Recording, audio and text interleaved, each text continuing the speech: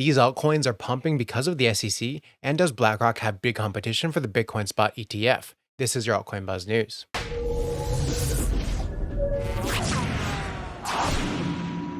Hey, what's up everyone? My name is Cody Buffington. Make sure to like, subscribe, and turn on notifications so you know when we drop latest content.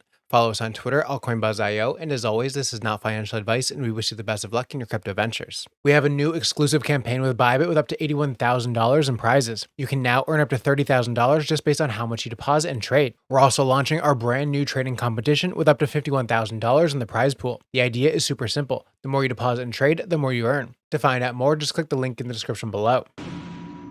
Amid the price fluctuations observed in Bitcoin and other cryptocurrencies, long-term accumulators seem to remain unfazed by the market dynamics. Institutional investors in particular continue to expand their cryptocurrency portfolios, even if they already possess a significant amount of their holdings. MicroStrategy, for instance, tends to enter the Bitcoin market whenever they find an opportunity. With Bitcoin's current value hovering around the $30,400 range, the company has acquired an additional 12,333 Bitcoin for a total of $347 million. Michael Saylor, the founder of MicroStrategy, recently shared the news through a tweet, highlighting the ongoing accumulation of Bitcoin by the company. MicroStrategy's last purchase was on April 5th, 2023, and Saylor purchased around 1,045 Bitcoin for $29.3 million when Bitcoin was trading in the $28,000 range. Details from Saylor's tweet reveal that as of June 28th, the firm holds 152,333 Bitcoin, and the over 150,000 Bitcoin were acquired for a price of $4.52 billion.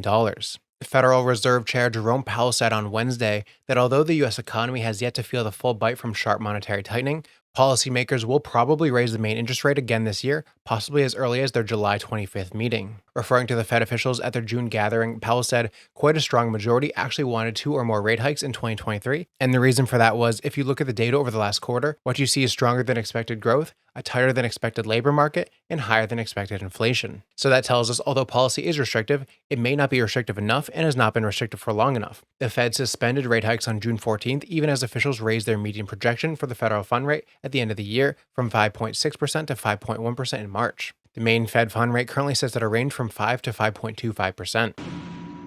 U.S. crypto exchange Coinbase claimed that digital assets listed on its platform fall outside of the U.S. Securities and Exchange Commission's purview in its first legal response to the regulator's lawsuit. The SEC sued Coinbase at the beginning of June, alleging that a dozen of the cryptocurrencies offered through its wallet or trading platforms were unregistered securities. In its answer, filed early on Thursday, Coinbase claims that these cryptos are not investment contracts and therefore are not securities. It's an argument Coinbase has advanced before in public statements like tweets and blog posts, but Thursday's filing goes into further detail explaining the company's position. Cryptos on the exchange's secondary market platform are not part of any arrangements where a promoter is selling an asset tied to a contract, basically spelling out the Supreme Court's Howey case as an example. The filing said the issuers of the token owe no obligations to investors because no such obligations are carried in the transactions over Coinbase's secondary market exchange, and because the value that Coinbase purchasers receive through these transactions is in the things they bought and traded rather than in the businesses that generated them. The transactions are not securities transactions. Some of the filing continues to reiterate Coinbase's already live public statements, arguing that the current SEC chair Gary Gensler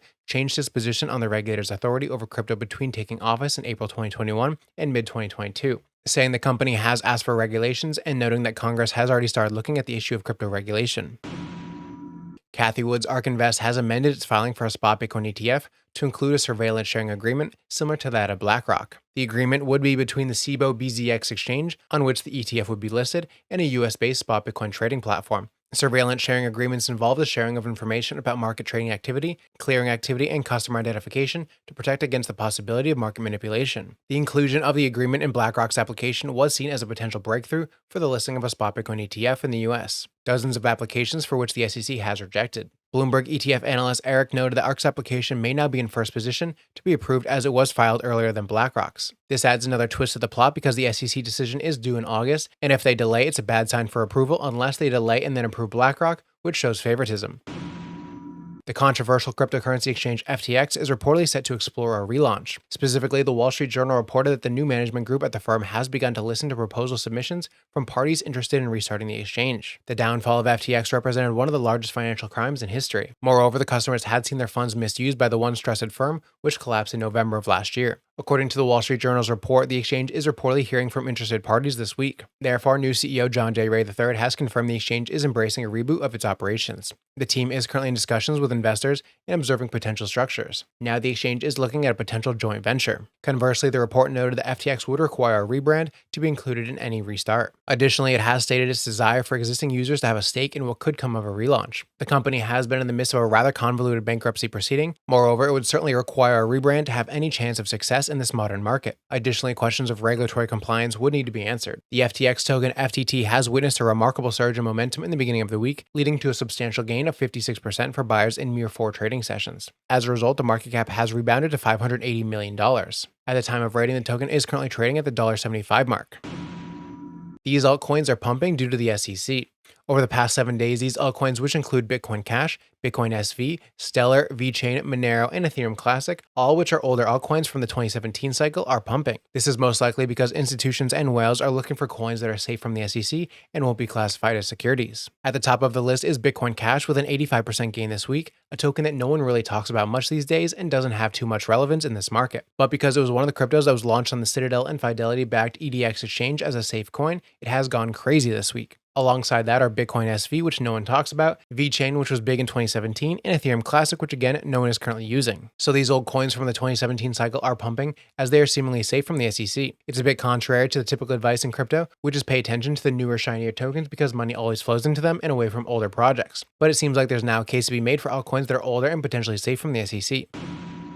The U.S. Securities and Exchange Commission's recent attack on the biggest crypto exchanges, Binance and Coinbase, led to a major decline in top crypto prices, and Cardano is one of them. However, Cardano's founder suggests that the Cardano ecosystem is growing amid uncertainty in the market. Charles Hoskinson, Cardano founder, shared statistics supporting the growth of ADA. He stated that there's a lot of noise in the crypto market, but look for the signals. Data depicts that Cardano is getting real adoption and growing as an ecosystem. ADA's price has dropped by more than 26% in the last 30 days and is trading at an average price of 27 cents at the time of writing. But data claims that Cardano DeFi is the fastest growing ecosystem measured by total value locked. As per the data, Cardano had a TVL of $265 million in January of 2023, and it jumped by around 140% to stand at $657 million in June 2023.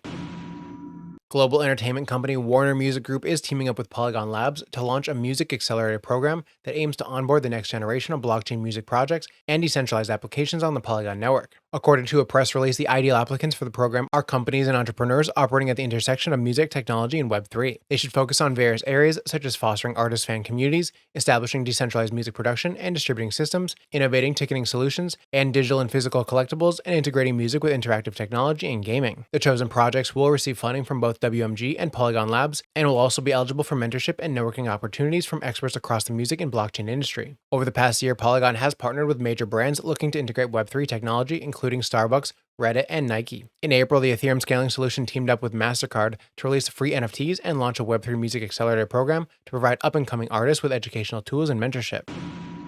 We have a new exclusive campaign with Bybit with up to $81,000 in prizes. You can now earn up to $30,000 just based on how much you deposit and trade. We're also launching our brand new trading competition with up to $51,000 in the prize pool. The idea is super simple. The more you deposit and trade, the more you earn. To find out more, just click the link in the description below. That's it for Altcoin Buzz News Update. I'm your host, Cody Buffington. Thanks for watching.